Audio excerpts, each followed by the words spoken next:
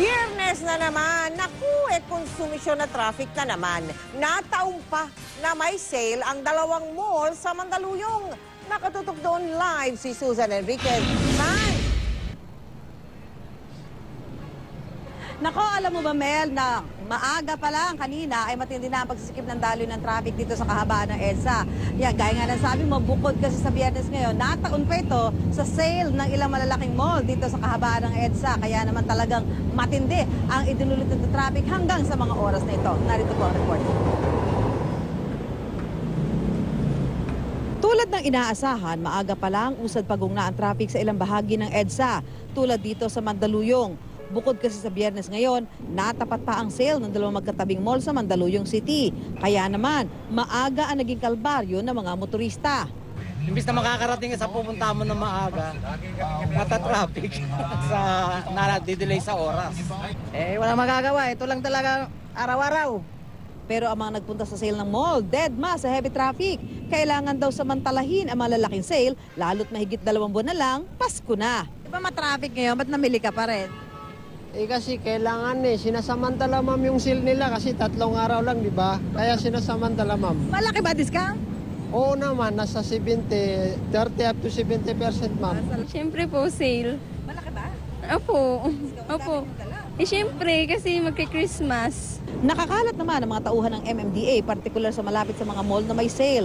Yun nga lang, hindi pa rin sapat ang pagmamando ng traffic enforcer para mapaluwag ang daloy ng traffic. Sa dami ng saka cellphone ng Mega Mall. Di natin maiwasan po na mag-traffic. Sa gitna ng traffic, panhik panaog sa mga nakahimpil na bus ang mga ambulant vendor. Punuan po kasi punuan yung bus, hindi makasampa. Mahirap eh. Bakit? Kasi pag puno, wala na eh. Bukod sa EDSA, tumindi rin ang traffic kanina sa northbound ng NLEX sa bahagi ng Valenzuela. Matapos kumalas sa truck ang 20-foot container van na may kargang coco lumber. Ang traffic umabot ng 7 kilometro. Wala namang nasaktan dahil self-accident daw ito.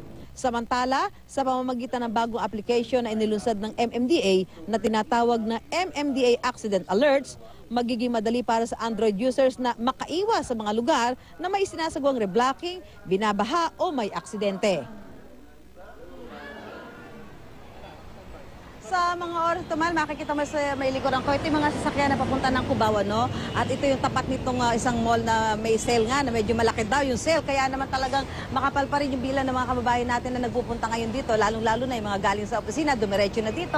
Kaya asahan pa rin na medyo sisikip ito dahil yung sale yata tatagal hanggang mamaya pang alas 10 ng gabi. Samantala, yun naman po mga sasakyan na papunta ng Makati, doon sa nakikita natin sa ngayon, medyo yung dumadaan sa underpass, medyo mabilis ho.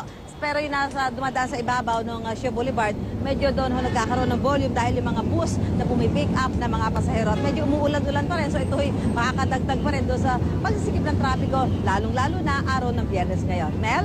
O yan, matatraffic ka na rin lang, San.